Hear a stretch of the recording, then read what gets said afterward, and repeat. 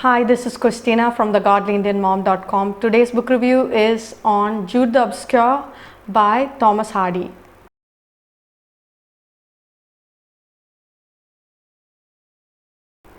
So this book I would recommend for young adults and over. This is Hardy's more complex and more harder novels because it has definitely a lot of complex things going on in this particular novel.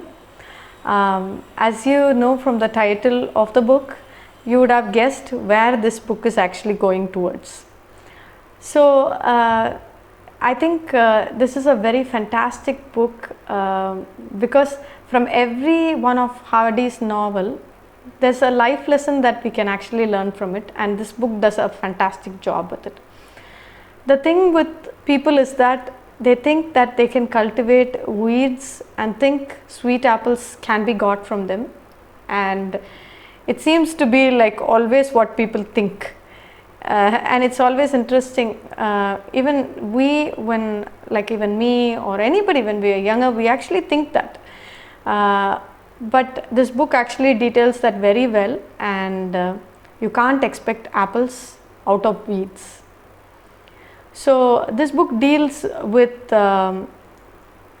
Jude, obviously, from when he was a young child, his childhood and his dreams and his ambitions, and how he tries to pursue them, and then how he gets sidetracked, and then how he has to get back, and he tries to pursue it even harder, but then again he gets sidetracked and he falls into, I found philosophy and I found I can do whatever I want.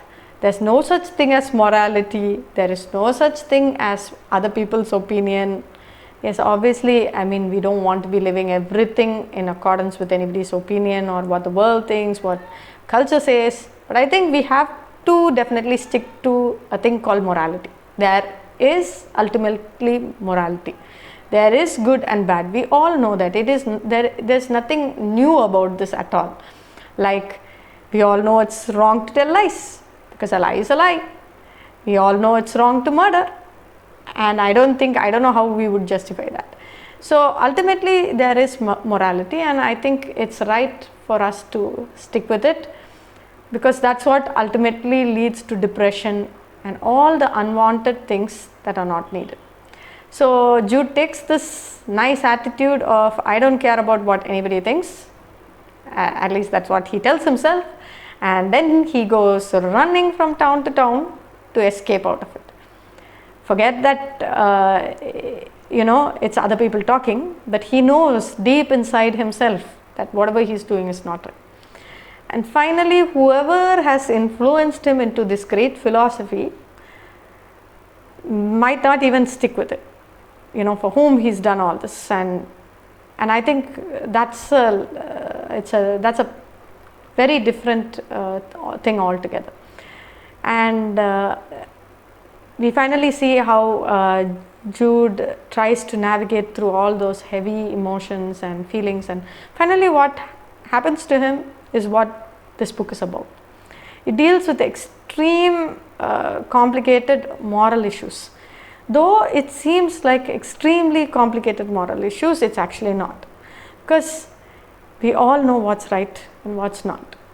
And I think when we give higher place to morality and do what's right, a lot of heartache and a lot of unwanted things and a lot of getting other people into trouble would also, vanish.